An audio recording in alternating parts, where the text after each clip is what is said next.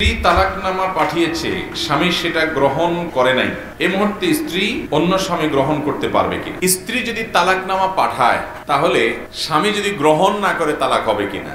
একই কথা উল্টা দিক থেকেও করা যায়। একই প্রশ্ন, স্বামী তালাকের নোটিশ পাঠাইছে, স্ত্রী সেটা রিসিভ করে নাই, তাহলে তালাক হবে কিনা? এর উত্তর হলো, তালাক যদি শরিয়ার নিয়ম অনুযায়ী প্রয়োগ করা হয় তাহলে অপরপক্ষ গ্রহণ করছে কি করে নাই এটার উপরে শরিয়ার দৃষ্টিকোণ থেকে তালাক পতিত হওয়া নির্ভর করে না। কথা কি বুঝাতে পারছি? স্বামী তালাক লিখে পাঠিয়েছে চিঠি, স্ত্রী সেটা গ্রহণ করে নাই, তো এতে কিছু আসা যায় না। স্বামী যদি তালাক লিখে পাঠিয়ে থাকে তালাক হয়ে গেছে, স্ত্রী গ্রহণ করুক বা না করুক। স্ত্রী যদি তালাকনামা পাঠায় স্বামীকে, তো স্ত্রী তালাক দিতে পারে কিনা?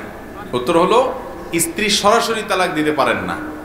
স্ত্রী তালাক নিজের প্রতি নিজে গ্রহণ করতে পারেন যদি স্বামী তাকে সে পাওয়ার দিয়ে থাকে, যেটাকে অর্পিত তালাক বলে। আমাদের দেশের কাবিননামা 18 নম্বর কলামে যেটা লেখা আছে যে যদি ভরণ পোষণ না দেয়, এটা করে সেটা করে, স্বামী উল্টাপাল্টা করে, জুলুম অবিচার করে, অত্যাচার করে, তাহলে স্বামী তার স্ত্রীকে তালাকের নিজের প্রতি নিজে তালাক গ্রহণের ক্ষমতা দিয়েছেন। সেই ক্ষমতা বলে তিনি যদি তালাকের ব্যাপারটি প্রয়োগ করে থাকেন তাহলে একই কথা, স্বামী সেটা গ্রহণ করলো কি করলো না তাতে কিছু আসে যায় না। সঠিক নিয়মে হলে অর্পিত তালাক দিয়েও তালাক হতে পারে।